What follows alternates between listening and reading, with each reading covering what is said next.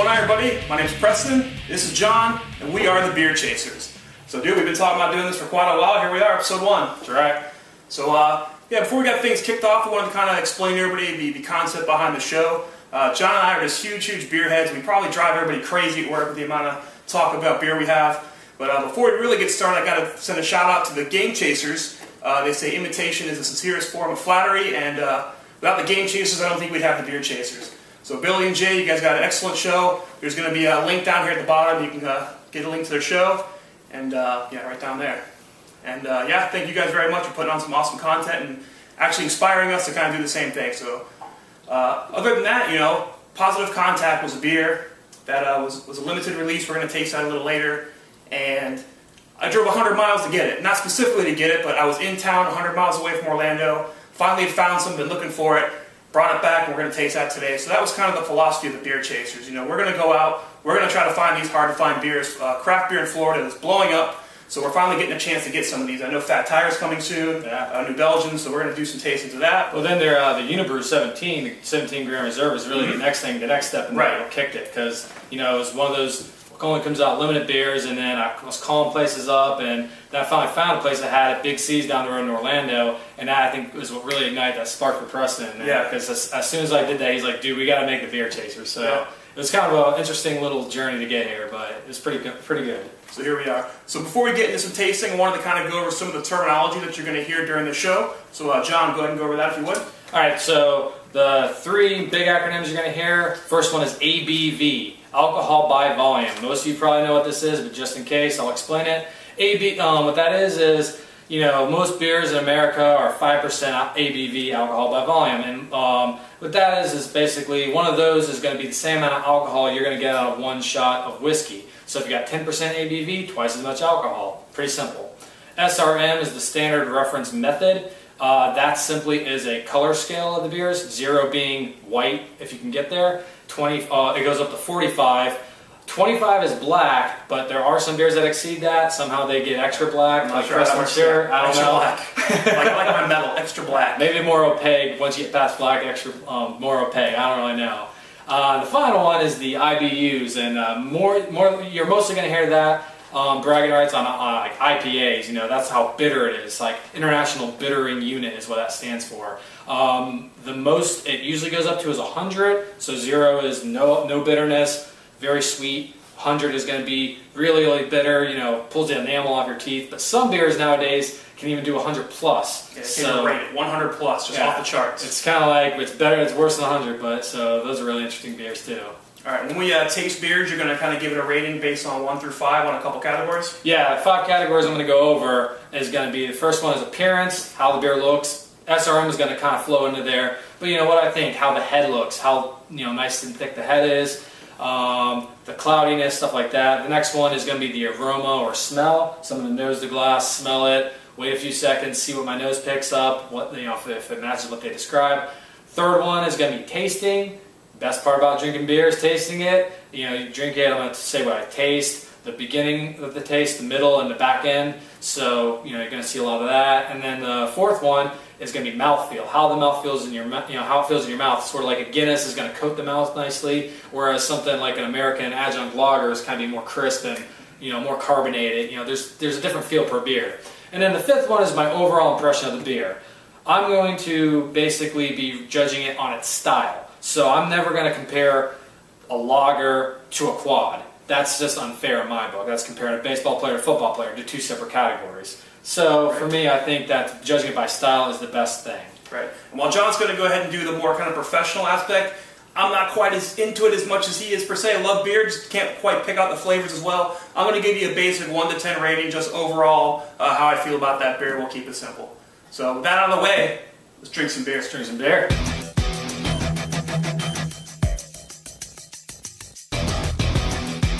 So right up first this week for our very first episode is the beer that started the entire beer chasing mentality, Positive Contact by Dogfish. Positive Contact is a hybrid of beer and cider that is brewed by the Dogfish Head Brewery. Its ingredients include Fuji apples, roasted farro, cayenne peppers, and fresh cilantro. It was first brewed May of 2012 and was intended as a limited edition run. However, it is now a seasonal rotation. It has an ABV of 9%, an IBU rating of 26, Rate Beer gives it a score of 92, and Beer Advocate gives it a score of 87.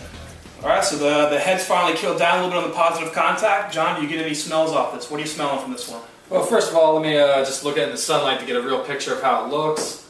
What I'm seeing is a lot of yellow to slightly golden color. I don't know if you guys can see it from there, but it's almost looks like a lager, I want to say. When we first poured it, yeah, you probably saw the pour video part, it had a lot of head, but it dissipated fairly quickly. It probably was because we just poured it straight in, but it worked.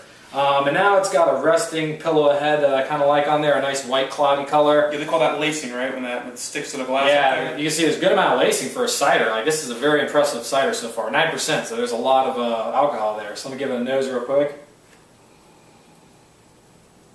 Definitely has somewhat of a cider smell. You smell those apples. I like that.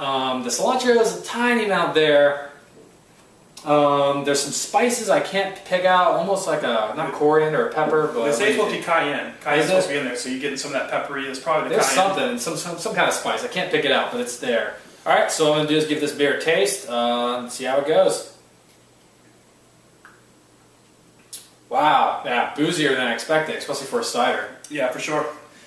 First thing I pick up is a slight bit of apple, but again, that booziness like takes over, and it's like a punch to the face, but it's a good kind of punch. Yeah, I mean, it is a good 1-2 combination. Like you said, there is a little bit of apple, but then right behind it, here comes the booze. Yeah, for sure. Middle of the mouth, some of that spice comes through, and then at the very end, it's like a trickling of bitterness. I forgot what this one's bittering IBUs were on this, but it's definitely not that low, but it's not too much where it's unbearable. Yeah, you can definitely taste a little bit of the bitterness, but again, I think it's a good combination with the apple. And like you said, for a cider, I mean, it's strong. It's definitely strong for a cider, which is something you're not really used to. Yeah, for mouthfeel, I like the way that it coats the mouth, though. It's got a nice texture, I guess, to the beer, but it's not overly carbonated like a lot of ciders are, like your typical woodchuck ciders. Like, I feel that carbonation bouncing off my tongue and crispness, which I like, but that's a little too much. Like, this is a nice balance of carbonation. Yeah, the best way I can describe it is it's got like a thick kind of feel to it. It's really the only way I can describe it. It's not syrupy, but it definitely lingers around in the mouth for sure. You swallow this, and it's going to stick around for a little bit. It's not going anywhere. Yeah, it's not a stout heaviness, but it's in between, I guess. Something, a cider and an ale or something in that range. A nice ale of some kind. And again, an interesting note about this beer is it was brewed to. It was like a collaboration effort between Dan the Automator from Deltron 3030 and the brewers from Dogfish. And it was meant to, I believe, signify the release of an upcoming Deltron album, which 3 years later still hasn't been released. I think it was due in 2007. It's becoming the new Chinese democracy. I was going to say, Guns N' Roses Chinese democracy, it sounds like. We keep seeing rumors on the internet that's going to be released next month, and for some reason things won't come out. But yeah, it was initially a 2012 only beer, but I think it got high enough demand where they brewed a second batch. So I did. I like it. This is the original batch. Like I said, I went out and sought it and found it, but you can actually find this in the stores pretty commonly now. Yeah, so you don't have to drive 100 miles for this one. Yeah, exactly. Especially it seems to be the local ABC. I saw it the other day there. I didn't pick it up because we had a bottle, but I was glad to see that. And on that note, I'll say, it's a good beer. Was it worth driving 100 miles for? I didn't technically go for this beer, but I was there. I picked it up. I wouldn't do that again. I wouldn't chase this one down. But I would definitely give it a shot again. And if you have somebody who's kind of on the fence kind of beer drinker, I think this may be a good introduction beer. Especially the high ABVs for sure. Yeah, for sure. The cilantro is kicking in more on that nose. Give it a whiff and let me know what you think. Like, now it's warmed up a tiny amount. I'm smelling that cilantro a lot more. Yeah, for sure, actually. I really didn't smell much of it at first, and I'm like, yeah, whatever, you smell cilantro. But no, it's there. It's definitely there. Overall, I'd give this beer, it's hard to pick one because that booziness is a little more than I like. It's not unbearable, but... Yeah, so let's go through the 5. So the appearance and the pour. The appearance, I'd say, it's a cider appearance as it should be. I'd give it a 3 or a 4, probably a 4, just because, it's supposed to be light. It's a cider. All right, and the nose? Nose, let's go with the 3.5. A little lacking in some areas. I'm not picking up... I want more apple almost. Yeah. Something to give it like cider characteristic. Like this makes me initially think of some sort of like ale, more than a cider, which might be what they're going for.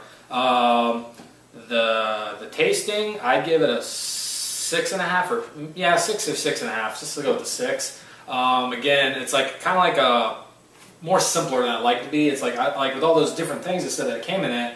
I wasn't really tasting too much of that. Like it was hints of it, but not like it didn't really. It's a simple beer, almost. It's good beer, but it's just a little simple. So overall, I give it Mouthfeel. You got mouthfeel. Oh, the mouthfeel. That's right. Mouthfeel was great. I'd say that was a 4 or 5, especially for a cider. Comparing against other ciders, I'd say that's a 5 for mouthfeel. Okay. So overall, I'd say 3.5. 3.5. Yeah. All right.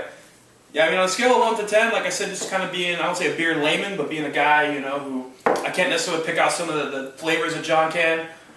I'd rate this a solid 6.5 or 7. Being good, I think above average, but it's a decent beer. It's something I would definitely drink again, especially if it was on tap somewhere. Oh yeah, definitely on tap. It's almost like, it tastes like a session beer. That's something you can drink and drink and drink, but you really can't put 10%. So I kind of like that aspect of it. It's very light, it's crisp, but this one could definitely get you in trouble. So I'll go 6.5.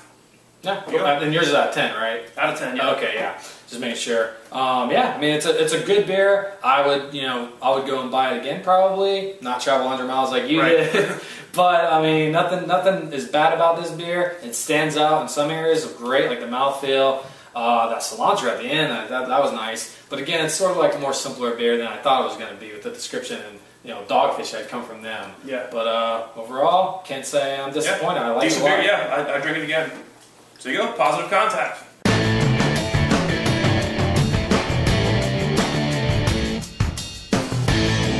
For our first On the Town segment, the Beer Chasers visited the Sanford Homebrew Shop. Located at 115 South Magnolia Avenue in the Sanford Historic District, the Sanford Homebrew Shop is your one-stop shop for your homebrewing needs. During our visit, we had a chance to sit down with Aaron and Gary, owners of the Sanford Homebrew Shop, and here's what they had to say. How long has the shop been open? How long have you guys been here? Well, we started next door inside Magnolia Square Market as sort of a specialty shop, along with Theo Hollerbach. That was in 2011, and we started in May of 2011. By summer of last year, we kind of outgrew the space that we had, so we got the opportunity to move over here starting in September. So we've been on our own since September of 12. Well, when you guys both opened up the shop together, you guys? Yeah. There were 2 owners, and right now the only 2 people that work here, so it makes it easy. Cool. So why Sanford? Did you guys live here, or is this just a location you want to come to? We both live within a mile here. Our wives both work next door on either side of us. And we kind of took a look geographically where other things were happening, where clubs were, and Sanford's kind of on the way to or the way back from all of that going on. There's a burgeoning beer community emerging in Central Florida, and we can be on the way to all of those things, so it just made sense. Yeah, there's Sanford's really come up a lot in the last couple of years. There's enough stuff now that when people come out to pick up ingredients, they stay and they have dinner somewhere, or they go out to there's a couple of really good bars around here now, good craft beer. Yeah, we're hitting up Willow Tree as soon as we leave, so. Sure, in place next to Willow Tree, so. Yeah, a lot of people do the same thing, they're kind of, Sanford's is worth the drive now, and people come out and spend a few hours. We've got a genuine Belgian beer bar in town, that's what they serve, that's what they focus on. Oh, okay. Awesome. Bistro. You got the Imperial that focuses on craft beer, craft whiskeys, things like that. So it's it's awesome. For us, there's no real reason to leave Sanford anymore. Yeah, perfect. How did you guys initially get started with homebrewing, from the very beginning? Mine was just a curiosity to see if I could make it and see if I liked it. And when I got into it, I had a kit that was bought for me, and it didn't make any sense, and it ended up in my dad's garage, and it got sold. So I went out and I got a Mr. Beer kit just to see how cheaply I could brew beer, and then I found out that I really liked it, and so I just got more and more involved in it, more and more complicated with it. Yeah, and my dad and grandfather used to make wine when I was a kid growing up, and beer once in a while too. And then, I'm from New England, my wife's from California, so great beer all the time. Moved to Florida about 6 years ago, and I was like, what the heck is going on? Black in here for sure. Yeah, and it's gotten a lot better, but at that time I was like, well, I'll just start homebrewing, and so started doing that for a few years, and then met Gary, and we started brewing together, and kind of it's all. Yeah, it's pretty cool. Like Gary started with Mr. Beer, so you can start where anyone starts with Mr. Beer, which is a lot of people sometimes trash, but it's great to hear you guys have a homebrew store starting at that, those roots. So for those who might not be familiar with the process, can you just go over kind of the high level of the basics of homebrewing?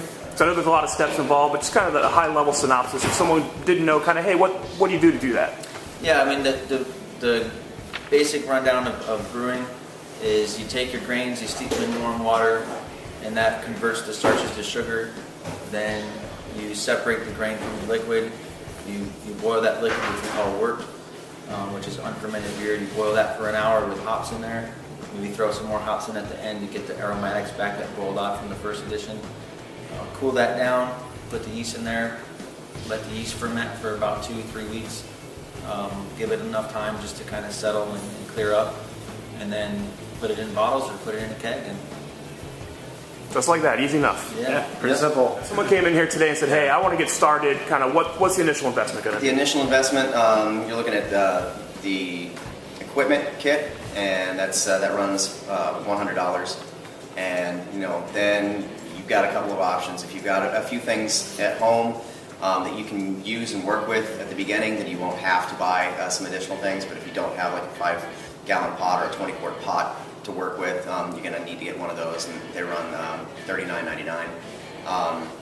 A funnel, something quick and easy just to transfer one thing to another without splashing. A lot of people have that at home, so that's not really an issue at first. And a thermometer, something to take temperature. So if you've got those at home, then you don't need to buy anything more than the $100 worth of equipment. Cool. At first. Yeah, With the extract brewing. And like any then, hobby. then the kits themselves run anywhere from $21.99 to $45, depending on the amount of fermentables, like the malt extract itself, and the amount of hops that are in it. And do you guys have all that supplies here? Like, so they can just come to one stop here and get everything? Perfect. Yeah, for the extract all the way through, we've got breweries that come in to get stuff. So we've got, like, behind us, a whole wall of grains. You can come in, weigh out whatever you want. Like that guy's doing right there? Yeah, so you're not sure what you need, we'll do it for you. Sweet. We kind of let people do whatever they're comfortable doing. Get more familiar with the ingredients that way. But yeah, you can weigh everything out, run it through the mill, have it all ready to go when you leave. Cool. So same with the hops. We don't prepackage everything. That way people can come in, and instead of just reading the description on the package, they can actually open them and smell them and kind of figure out which one they're going for and actually learn the difference between them. Just take what they need, so they don't have you always just have a big box of leftover odds and ends of different stuff. And by the time we use it, it was always been pretty funky beer. But Yeah. we kind of want people to be able to come in and get exactly what they need, so that their ingredients are always fresh. Yeah, we call that hoarder's ale, where you just kind of throw everything you have into a batch and see how it comes out. One of my best batches have been one of those, though, oddly. Yeah, a couple kitchen sink ales that I've done like that, really nice. Just anything left over. Just throw it in. Cool. So I imagine it varies depending on the batch, but just in general, how long does it take to brew a batch of beer? The time investment of the brew day is going to be anywhere from 3 to 5 hours, depending on what you're brewing and how complicated you make it. Then the actual fermentation itself takes anywhere from a week to 3 weeks for ales, and then you're ready to either bottle or keg. So at the simplest, it's ready to go in 2-3 weeks. But the more robust, complicated, and essentially the cleaner beers are going to take a lot longer. So, and then when you get into your lagers, it could be months. So what advice would you give to a home brewer who's just starting out? Like, what's the one key thing that might not be readily seen? Be patient. Understand your sanitation regimen. Understand your routine with sanitation. Learn the difference between cleanser and sanitizer. It's a huge thing that. So you can't use something like Star Sand to clean a bucket, basically. Right. Okay. Yeah. You can't do that. You can't mix sanitizer and cleanser. There were a lot of little things that when we started out, nobody actually pointed out. Everyone said use bleach. Everyone said use iodine. Blah blah blah blah. We just got our sanitation regimen down, and we were patient with beer. We let it develop over time, and we just had fun. It's nothing in beer. There's no known pathogens that can live in beer because of the osmotic pressure, the alcohol, the everything else. So whatever you make is going to be good no matter what you make. And if you don't like if it didn't turn out the way that you wanted it to, you just rename it. So basically, brewing is about having fun. It's about being social. It's about talking to other people about beer. It's about sharing your passion, your love of beer. So Cool. I would say just have fun, be patient, and talk to other people about it. All right, cool. Yeah, so I read on the website that you guys hold homebrewing classes pretty regularly. Can you describe some of the classes for us, what you guys offer? The classes are extract-based with a little bit of steeping grains, just for color and some flavor. We hold them on Mondays. We meet here at the shop at 7 p.m. We walk through the equipment, every piece of equipment that we sell, we use, so that you can see how each piece of equipment, sort of to demystify what that equipment is and what it does. And then we help walk you through that process. We heat up the extract, we heat up the water, we boil, we throw in hops, we cool it down, we put it in a fermenter, and then it ferments in a temperature-controlled fermentation chamber. And then 3 weeks later, you come back. We teach you how to bottle the beer, and you bottle it yourselves, and then you get to keep something. Very cool. And how much does that class cost? $50. Okay. And that covers both sessions that are staggered 3 weeks apart. Okay. So we start on one Monday, and then 3 weeks later we finish on that Monday. Cool. Very cool. So going to close out here, I just want to ask you, so what is your favorite beer style to brew? Like if you could only pick one style to brew, what would it go? What would you go to? Changes all the time. 2 years ago I would have said a Weizenbach, a dark wheat Doppelbock like Aventinus or Erdinger Picantis. But right now, and Aaron and I have different beers that we like. I like more of the maltier stuff. He likes more of the hoppier stuff. So it's cool because I've gotten to brew IPAs that I never would have brewed before, double IPAs, single hop IPAs, things like that. And whereas he's brewed, like I said, the Weizenbachs, malty beer, Doppelbocks, Oktoberfests, Martins. But right now we're kind of gravitating towards like English bitters and milds and things that just have a simple malt character and a nice clean hop flavor. So it ranges all over, just depends on which week you catch us. Yeah, sometimes simple is better. I mean, yeah. Cool. And people usually gravitate back towards simple. They go really super complicated and want to throw all sorts of stuff at it. And they go, you know what, I just want a clean, decent beer I can drink. Cool. And then last question, so not homebrew style, but what would be your favorite commercially available beer? So if you had to go to the store and grab a beer that's already in a 6-pack, what are you going for? I'm going to go for, I go for seasonal stuff. Like right now I'm very much into Brooklyn Summer Ale, which is technically, I guess, a Kolsch style. But it's super clean, it was nice and malty. So I'm very much into things like that. But I also like the Belgian Grand Cru's, so I'll go for something like that. I'll go for like a Cuvée Van de Kaiser. The Cuvée Van de Kaiser Blau is one of my favorites. But sometimes a simple beer like a Dixie Brewing Company's Black and Blue Lager is in my top 5 just to drink, just to have. So beers like that. Also Green Flash is the Freak right now. It's a Belgian triple and an IPA mixed together. And it's good. Really smooth, and it'll knock you on your butt, but it's really, really delicious because it's got the best of both of those worlds. It's got your malty, it's got your hoppy. So I range all over. That's probably what I would look for. I'd look for something along those lines, either a session beer like the Black and Voodoo Lager, or something that's really going to knock your socks off like the Little Freak. Cool. With us being local, can you give me a recommendation where to find some of this stuff? Because I know not everywhere is going to carry a lot of these. You can't go to Publix and find a lot of this. Although Publix is widening their selection, and they do so every day because they're a major purchaser in Florida. The places I go are like Easy Liquor up off of Upsala and 46 in Sanford. They've got a really good selection. Despite the exterior, it doesn't look like a place that's going to have really good craft beer.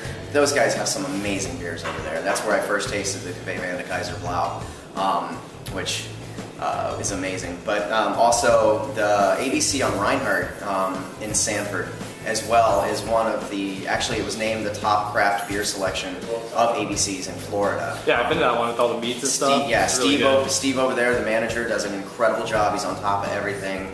He's on top of the trends, knows what's coming out, gets stuff before anybody else. So he does a fantastic job as well. Great. So yeah, that's my 2 go-to places right now. That's all I can ask for. Well, dude, we appreciate it very much. Thank you for your time. No problem. And everybody come check out the Sanford Homebrew Shop. So there you go, episode 1 of the can. We appreciate you stopping by and checking us out. Once again, my name is Preston. This is John. We're the Beer Chasers, and we will see you later.